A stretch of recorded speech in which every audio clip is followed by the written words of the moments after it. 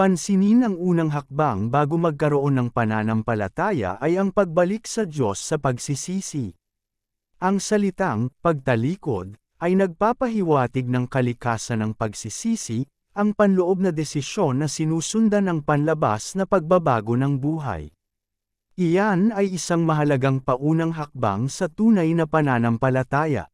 Hayaan ninyong magbigay ako ng personal na aplikasyon sa pangkalahatan na prinsipyong ito sa inyo. Ang prinsipyo ay na walang pagsisisi, hindi mo kailanman mararanasan ang tunay na pananampalataya. Palaging, ang unang kahilingan ay magsisi, saka maniwala. Ito ay tumatakbo ng tuloy-tuloy sa buong bagong tipan mula simula hanggang wakas.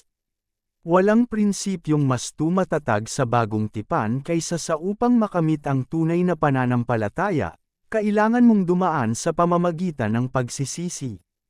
Kailangan mong maranasan ang panloob na pagbabago ng isipan na sinusundan ng kahandaang baguhin ang iyong buong paraan ng pamumuhay. Ikaw ba marahil ngayon ay nahihirapan sa pananampalataya? Sinusubukan mong maniwala. Ako'y nagpayo sa literal na daan-daang tao na may iba't ibang uri ng mga espiritual na problema, problema sa pag-aasawa, personal na problema, emosyonal na problema. At hayaan ninyong ibuod ko ang aking conclusion ng napakaikli. Ang aking conclusion ay na marahil 50% ng mga problemang ito ay may ugat na sanhi ang kabiguan ng mga taong iyon na magsisi. Sinusubukan nilang maniwala, sinusubukan nilang mamuhay bilang Kristiyano, sinusubukan nilang makakuha ng mga resulta mula sa Diyos, nananalangin, pumupunta sa simbahan, nagbabasa ng kanilang Biblia, ngunit hindi sumusunod ang mga resulta. Bakit? Isang simpleng malinaw na dahilan, hindi pa sila nagsisi. Nakikita mo, kailangan mong tandaan na ang pananampalataya ay isang kaloob mula sa Diyos. Hindi mo makukuha ang pananampalataya maliban kung ibigay ito ng Diyos sa iyo.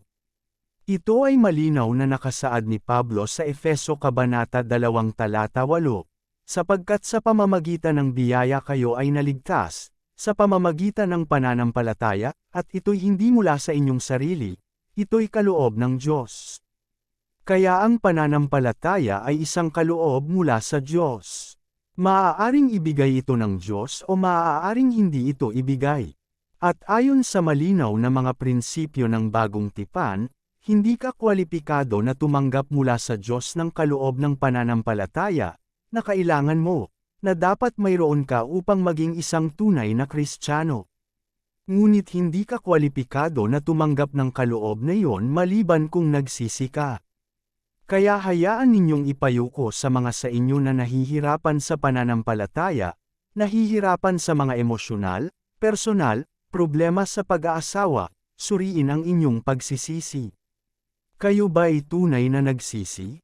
Kayo ba'y talagang umabot sa dulo ng inyong sariling daan, ginagawa ang inyong sariling bagay, nagtatakda ng inyong sariling mga pamantayan, kinilala na ang inyong daan ay hindi ang daan ng Diyos, huminto, lumiko, humarap sa Diyos, at nagsabing, Diyos, patawarin mo ako sa aking pamumuhay. Sabihin mo lang kung ano ang nais mong gawin ko at gagawin ko ito. Sasabihin ko sa iyo ang isang bagay, ang isang taong tunay na nagsisi ay hindi nagkakaroon ng pakikibaka sa Diyos. Siya ay naghihintay lamang na makinig at sumunod. Sa ngayon, tapos na ang ating oras para sa araw na ito. Babalik ako bukas sa oras na ito. Bukas ay tatalakayin ko ang tungkol sa mga tao na nagsasabi, hindi ko kailangang magsisi.